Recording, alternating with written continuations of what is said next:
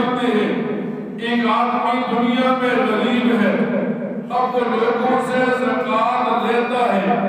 فرمایا ایسا آدمی جو زکوٰۃ لیتا ہے بے حاجت کی زکوٰۃ نہ لے۔ آج کیا ہوتا ہے، ہمارے گھروں میں سونا پڑا ہوتا ہے، پیسے پڑے ہوتے ہیں، لیکن پھر بھی ہم زکوٰۃ بٹورنے میں لگے رہتے ہیں۔ علماء لکھتے ہیں اگر ایک آدمی نے زکوٰۃ دی، سامنے والا مستحق نہیں تھا، تو اس امیر کو پتہ ہونا چاہیے کہ زکوٰۃ ضائع ہو گئی، دوبارہ زکوٰۃ کی رقم ادا کرے۔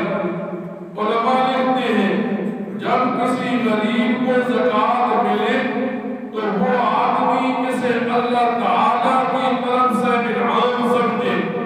ہم کیا کرتے ہیں، ہمیں کوئی آدمی زکوٰۃ کی چند روپے دے دیتا ہے، پھر غریب آدمی کیا کرتا ہے، پورا سال اس امیر کی چاپلوسی میں لگا رہتا ہے، کیسے اس نے مجھے زکوٰۃ کے چند ہزار روپے دیے تھے، حالانکہ یہ تو اس کے مال کو پاک کرنے کے لیے نکالا گیا۔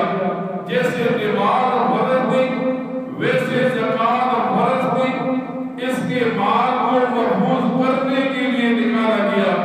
علماء لکھتے ہیں جو آدمی زکوٰۃ لے تو جو دینے والا ہے اس کے لیے دعائیں کرے، اللہ اس کے مال کو بڑھائے اور غریب بھی اس کے مال سے نفع اٹھائے۔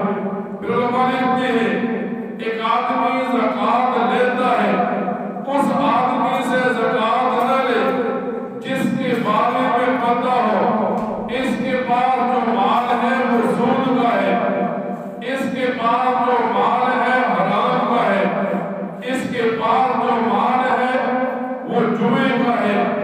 اس مسلمان نے اپنی بہنوں کا حق مارا ہے، اس مسلمان نے اپنی روپیوں کا حق مارا ہے۔ جب یہ آدمی اس حرام مال کو چھوڑے گا، اس حرام مال والے امیر کو بھی احساس ہوگا، لیکن آج نہ دینے والے کو احساس ہوتا ہے، نہ زکوٰۃ لینے والا ان باتوں کو پڑھتا ہے۔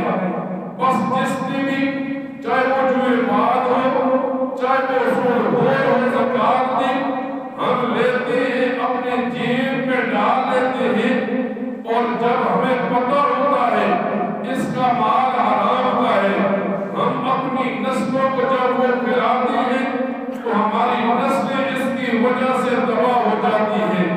پھر علماء لکھتے ہیں ضرورت سے زائد مال نہ لے۔ ایک آدمی کو دو چار آدمیوں نے زکوٰۃ کے پیسے دیے، اب اس آدمی کا اچھا گزر بسر ہو رہا ہے، فرمایا وہ آدمی اب اور مال نہ لے بلکہ بتا دے اب میرا تو گزر اچھا ہو رہا ہے، آپ زکوٰۃ کسی اور جگہ پر دیں۔ فرمایا اسی طرح اگر کوئی اور مستحق اپنے سے زیادہ سمجھتا ہے اس کے بارے میں بتا دے۔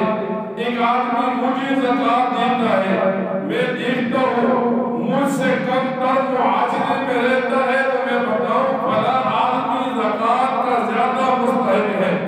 ان ساری باتوں کے بعد فرمایا سوال نہ کرے۔ آج سوال کرنا پیشہ بن گیا، آج زکوٰۃ مانگنا، عشر مانگنا یہ پیشہ بن گیا۔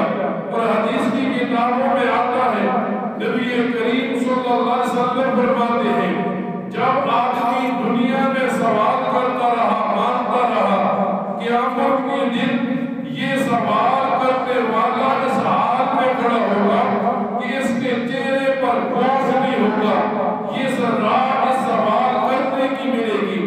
بڑا مسلمان جانچ پڑتال کرے، صحیح مستحق تک زکوٰۃ ہو جائے، اپنے رشتہ داروں میں زکوٰۃ دے۔ یہ جو گلی محلوں میں مانگنے والے پھر رہے ہوتے ہیں، گھروں میں عورتیں آتی ہیں مانگنے والی، انہیں زکوٰۃ کا پیسہ نہ دے بلکہ زکوٰۃ کا پیسہ مستحق تک پہنچانے کی کوشش کرے۔ اگر غیر مستحق کو زکوٰۃ دے دی، یہ مانگنا، سوال کرنا، یہ آج کل کے معاشرے میں پیشہ بن گیا ہے۔ اگر ایسے لوگوں کو زکات